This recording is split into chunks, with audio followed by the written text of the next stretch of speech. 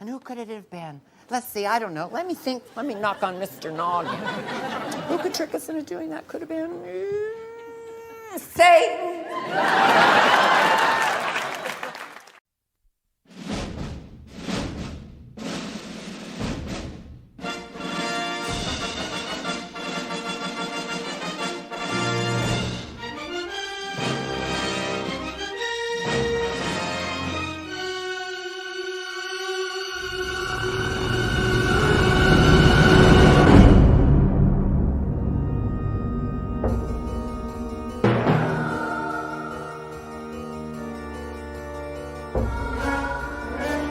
Hello once again, my devilish divers. Welcome to week 3 of Halloween Horror Month 2023 here at the Deep Dive Podcast. I'm Tom Feeney, writer for Wang's Chop Movie Magazine. Halloween Horror Month is a tradition here in Studio D. We've been at it since 2019, in the before times. But for the entire month of October, we are going to look at 4 different subgenres of horror movies and pick some of the more interesting offerings available on your local streaming services. This week, the Deep Dive Podcast dives deeper into the depths of demonic depravity by going straight to hell. Yes, the netherworld of eternal damnation. Call it Gehenna, Tartarus, Hades, Perdition, or Detroit. Hell has been depicted many times in films over the last century. Some feature the more traditional fire and brimstone version with souls of the damned writhing in eternal torment, you know the drill. But other depictions take a different approach, with hell being cold and desolate, with still others showing hell as something very close to what we have here on the earthly plane. Some of the more popular looks into the abyss come from movies like Hellraiser, Constantine, Event Horizon, and yes, of course, Bill and Ted's Bogus Journey. This episode, we'll look at a few of these hot and heavy big screen hellscapes that you may not have heard of. And of course, as we like to do here, a bit of a history lesson. No worries, this will not count towards your final grade. Now, one of the, if not the first, depiction of the Stygian depths on films comes to us from, unsurprisingly, the country known sometimes as Lo Stivale, or the Boot. I am referring to, of course, Italy.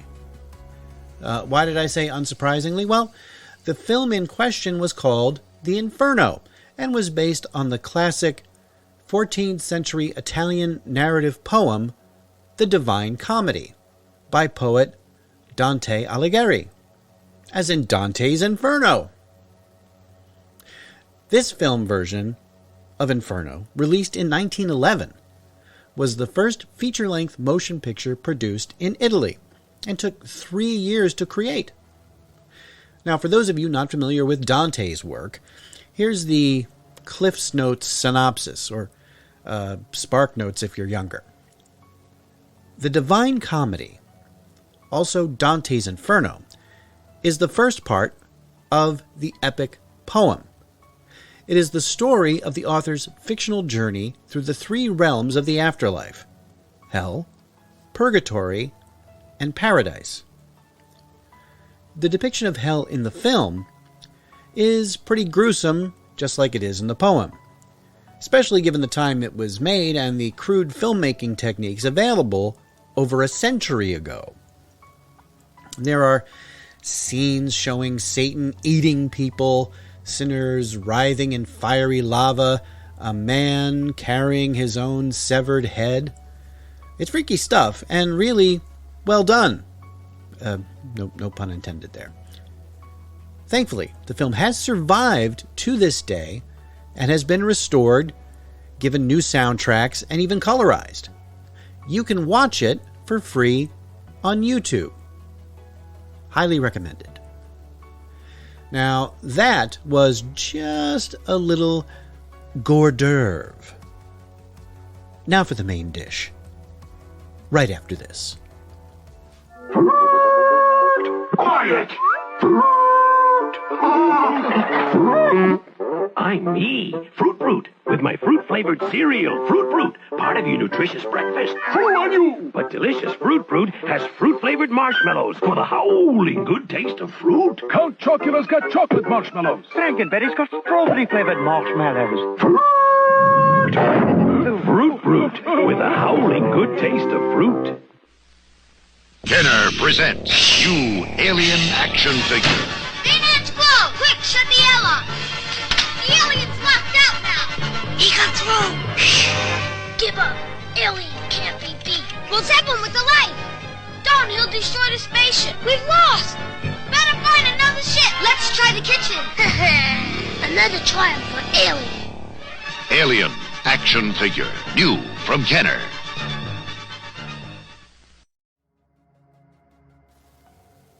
Welcome back! My first pick is the 1977 horror film The Sentinel, directed by Michael Winner and based on the novel of the same name. The cast is comprised of a pretty amazing mix of veteran and then relative newcomers. You've got legends like Ava Gardner, Burgess Meredith, Jose Ferrer, John Carradine, and Martin Balsam. Now, if the names don't ring a bell, just trust me, they are legends. And you've also got some future legends in there like Jeff Goldblum, Richard Dreyfuss, and Christopher Walken. Yeah, it's packed with star power. But there's another power at work here, one of pure evil. It's one of the nicer tree-lined blocks in New York, and only 20 minutes from the center of town. Oh, and just around the corner, there's the supermarket and the cleaners. That's Father Harron in 5A. He's blind. Blind? Well, then what does he look at? There is danger everywhere.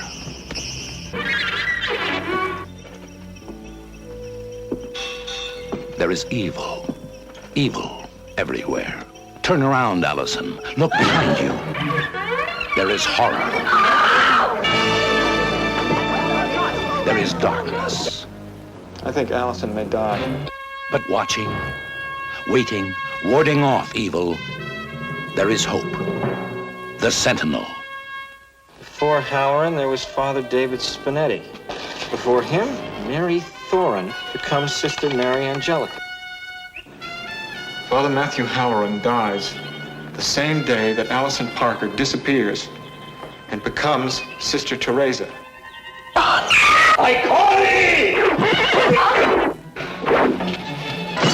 May horror and confusion expedite our glory!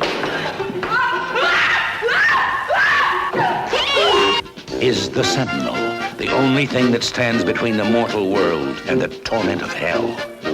Between happiness and horror? She went to a party with 8 dead murderers. Eli Wallach. Doesn't everybody? I've had a noisemaker. Sylvia Miles. Nobody has lived in that building for 3 years. Ava Gardner.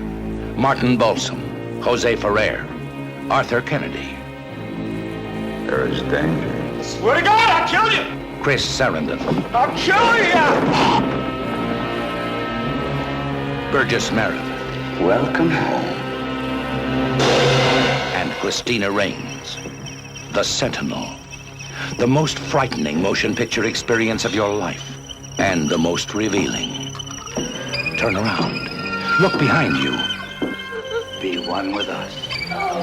No! There is evil everywhere. And the Sentinel is the only hope. The Sentinel. The Sentinel combines elements of supernatural horror and psychological thriller.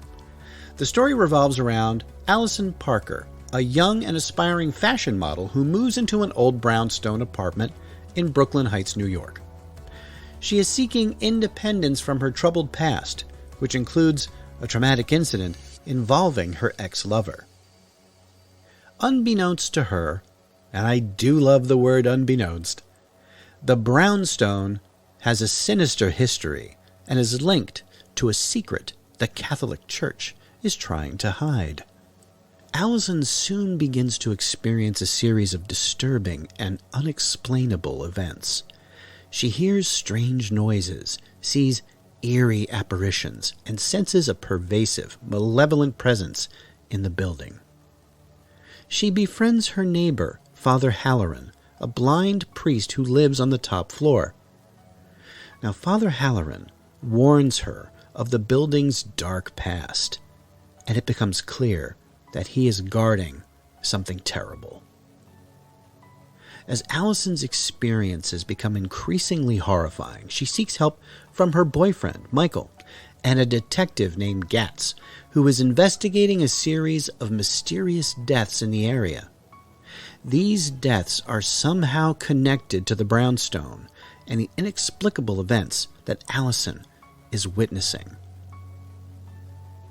Allison's investigations lead her to uncover a terrifying truth about the brownstone's history. Hey, guess what? It's a portal to hell. See, this is why you can't get a good apartment in New York anymore. So this building has more than just a landlord and a custodian. It has the Sentinel, someone who is charged with keeping the portal closed and the various demonic entities from escaping. You know, like you do with your pets. The film culminates in a nightmarish showdown as Allison confronts the unspeakable evil lurking within the building. And she must answer the burning question: will she become the Sentinel? When it was released, The Sentinel got decidedly mixed reviews, with many critics dismissing it as yet another attempt to profit off the success of movies with similar themes like The Exorcist, The Omen, and Rosemary's Baby. Some likened it to one of the many 70s films with the quote-unquote all-star cast, meaning, there's actors who are either at the beginning or end of their careers and were just getting a paycheck or trying to get some screen time. But that's not quite fair. The Sentinel has its share of creepy and sometimes disquieting visuals. Performances are good all around, and the ending is not at all predictable. Plus, the fact that you've got an apartment building that's a portal to hell is pretty cool. And it's by no means fast-paced, but it does have atmosphere to spare. And hey, who doesn't love a 70s horror movie? Coming up next, the feel-bad film of 2018. Right after this.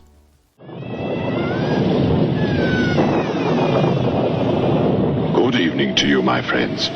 Actually, I hadn't really planned on disappearing in public again, but when I heard what they wanted me for, I couldn't say no.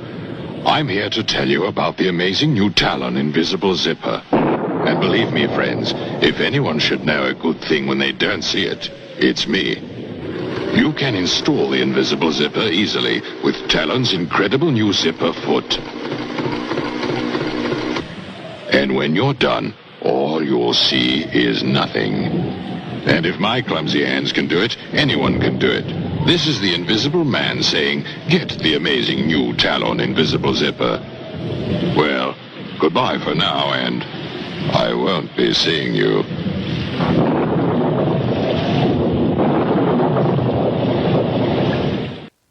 Okay, my next pick is not for everyone. In fact, I'm not sure it's for anyone. It comes to us from the rather twisted imagination of Danish writer-director Lars von Trier. Oh, you don't know that name? Well, your mental health may be better off that way. Since the turn of this century, von Trier has been responsible for such cinematic insanity as Antichrist, Melancholia, and Nymphomaniac, collectively known as his Depression trilogy. Yeah. And that brings us to his 2018 venture into serial killer territory, The House That Jack Built. Your house is a fine little house, Jack. Are you allowed to speak along the way? I was thinking there might be rules. Let me put it this way. Very few make it all the way without uttering a word. But do carry on merrily. Just don't believe you're going to tell me something I haven't heard before. Some people claim that the atrocities we commit in our fiction are those inner desires which we cannot commit in our controlled civilization. So they are expressed instead through our art. I don't agree. I believe heaven and hell are one and the same. The soul belongs to heaven and the body to hell.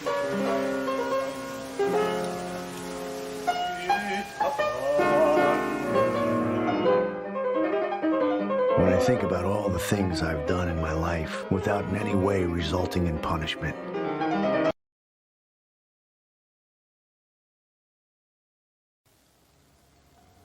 The film is structured as a series of 5 incidents or chapters framed by conversations between the main character, Jack, played by Matt Dillon of all people, and a mysterious, enigmatic character named Verge. Jack is a highly intelligent and meticulous serial killer who sees himself as an artist. He narrates his life and his murders, explaining his methods, motivations, and philosophical justifications for his brutality. Throughout the movie, we witness Jack carrying out a series of increasingly gruesome and sadistic murders, each one more macabre and shocking than the last. He obsessively collects photographs of his victims and indulges in a disturbing compulsion to preserve pieces of their bodies as souvenirs. As the film progresses, Jack's psyche deteriorates and his descent into madness becomes more apparent. He also reflects on his relationships with women, his failures, and the influence of past traumas on his life. His companion Verge, who engages Jack in conversations about art, morality, and ethics, serves as sort of a guide through Jack's twisted psyche. But who is Verge really? And what will happen when they enter the house that Jack built? As you may have surmised, this movie is not for the faint of heart or queasy of stomach. It delves into themes of obsession, violence, and the blurred lines between artistic creation and moral depravity.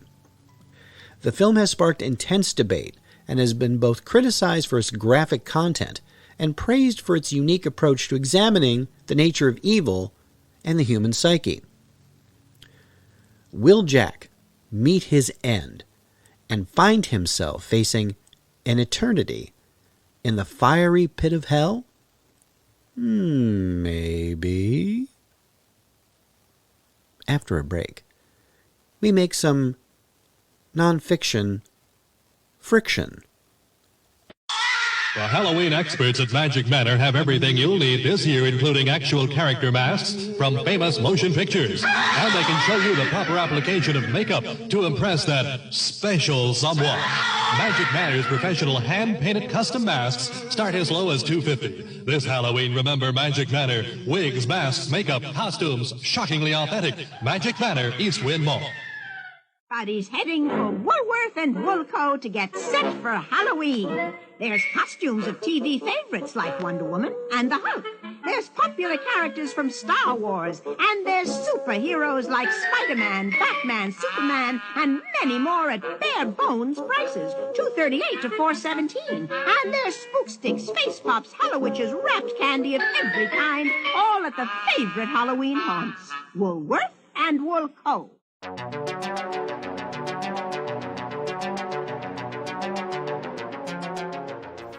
And we're back. And depending upon your personal beliefs, the notion of hell is either a terrifying eternal punishment for the unsaved sinner or a purely human creation designed to keep followers in line.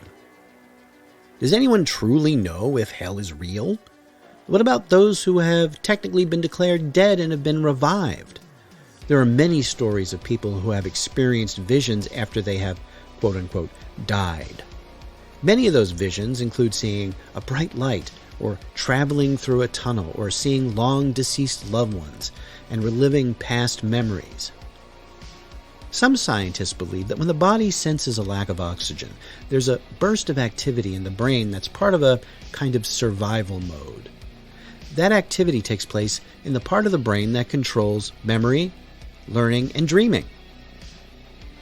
Not all those near-death experiences are pleasant ones, however. According to studies, the least common near-death experience is referred to as the hellish NDE. Now that brings us to our next film. Part of the popular pseudo-documentary or speculation genre popular in the 1970s. Yes, UFOs, pyramids, the Bermuda Triangle, and Satanism were all popular fodder for these movies that pandered to the curious and the gullible. One of these movies dealt with supposedly true accounts of near-death experience. Beyond and Back. May 10th, 1975. Dan Wilson was about to enter a realm from which very few persons have ever returned. He was about to die. Though pronounced clinically dead, Wilson miraculously recovered and was able to tell about the experience. Someday, like Dan Wilson, we are all going to die. What will it be like? Is there life after death? Is there a heaven? How does it feel to die? What happens at the moment of death? Some people believe that the spirit leaves the body on a voyage into the unknown. But where does the spirit go? Until now, no one really knew. Death has always been the final mystery. In ancient Greece, the philosopher Plato searched for the key to the unknown. In 1918, a young ambulance driver named Ernest Hemingway suffered a temporary death on the battlefield and miraculously recovered to write about it. And in 1975, Byron Temple fell from a 4-story building and was pronounced clinically dead. Yet he was revived to tell of his fantastic experience. On August 4th, 1943, Paul Kelly died of pneumonia. He left his body and for a time wandered through the hospital until he was brought back to life. On December 14th, 1964, Anne Fleck died. Suddenly, she was outside her body looking down on the scene below. Later, she could recount in detail events which happened in the room while she was pronounced clinically dead. What happened during the fateful minutes these people spent in the world beyond? Now comes the startling new motion picture, Beyond and Back. You'll meet people who have actually suffered a temporary death. Some say they've met Christ. Others simply floated in a peaceful darkness. And there are those who claim they visited another dimension. But in all cases, it was an unforgettable experience, and these people say they no longer fear the hereafter. Now you'll be able to decide for yourself if there is life after death. It's an exciting experience for the whole family. Don't miss Beyond and Back from Sun Classic Pictures. Produced by the Utah-based Sun Classic Pictures, Beyond and Back featured dramatizations of several experiences recounted by people who died and came back. Most of these are of the typical sort. Out-of-body experiences, bright lights, and all that. But the final segment in the film is perhaps the one that traumatized the most kids back in 1978. I know, because I was one of them. In the segment, a woman is distraught to discover that her fiancé is leaving her for another woman. She gets in her car and purposely drives off a cliff, attempting suicide. She then has terrifying visions of being tormented and chased by faceless monsters that force her to watch her family grieving over her death and see the faces of her future children that will never be born. Well, it was a horrifying scene, for a G-rated movie. Gave me nightmares for weeks. Well, let's move along, shall we? To an actual documentary about a group of people trying to create a literal hell on Earth. So what are our themes that we deal with in Hellas? We deal with family violence. We deal with suicide. We deal with abortion. We deal with drugs. We deal with alcohol, drunkenness.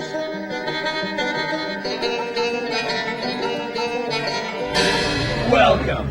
Your journey has finally brought you to the place of eternal agony. Here you will be subjected to constant torture and everlasting fame. Come, let us meet those who have swallowed the poison of my life. Let me get at her real quick. I hate you, God. No, you did this to me. What if I took ours, Dave? What would you do then? Please. Well, you're going to hell, my son. No! We're competing for lost souls. And there's a war, and there's a battle, and there's a competition, and there's a serious game where life and death is at stake. And we're going to win.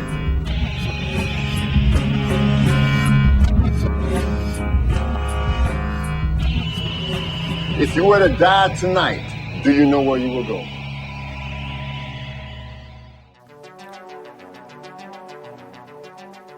The documentary Hell House, released in 2002, looks at the creation of a kind of haunted house, one that's meant to literally scare the hell out of those who enter. It follows members of a youth group from Cedar Hill Trinity Church, a charismatic evangelical Christian denomination based in Texas. For years, every October, the church has put together their own haunted house, meant to scare sinners into converting to Christianity. Hey, what could go wrong? Well, when your haunted house features scenes of drug overdoses, domestic abuse, a gay man dying of AIDS, and yes, people burning in hell, well, you might have some controversy there. Now, the filmmakers here go out of their way not to pick a side here, but the zeal these young people feel for the grisly, darkly moralistic, nightmarish content is, to say the least, as disturbing as any fictional horror movie I've ever seen. It's an interesting and not quite sane look into the mindset of evangelicals in the deep, deep South. It's an eye-opener for sure. While the Cedar Hill Church hasn't had a hell house since 2018, there are hundreds of similar houses that pop up all around the country this time of year. Me, well, I prefer my scares without the sacrilege. Okay, let's recap, shall we? My first pick, the 1977 Apartment from Hell horror film The Sentinel, can be viewed on Netflix for subscribers as of this recording. And you can also rent it on Prime Video and Apple TV for around $4. The more recent serial killer film, The House That Jack Built, is currently on Hulu for subscribers or on ad-supported Tubi for free. Rentals can be found for $4 on Apple TV, Vudu, and Prime Video. The pseudo-documentary Beyond and Back has never had a proper home video release, but can be seen in its entirety on YouTube.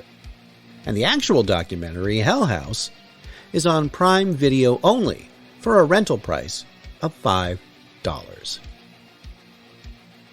Next week, the Deep Dive Podcast looks at a fascinating phenomenon in horror films: the shot-on-video horror movie. What happens when earnest amateurs with camcorders try to make mischief? Join us then. Thanks for listening. If this is the first time you've heard this podcast, check out our past episodes, available on almost all podcast providers, and subscribe so you don't miss a single one. If you like what you hear, write a review. We'd love to know what you think. Email us at thedeepdivepodcast@gmail.com. And don't forget to check out our website at thedeepdivepodcast.com. Links to all our media can be found on our Instagram bio, which is simply The Deep Dive Podcast, and that includes our awesome t-shirt store. All clips used in this podcast are meant for educational purposes only and not to infringe on existing copyrights. Halloween Horror Month is part of the Deep Dive Podcast family and a production of Automaton Studios.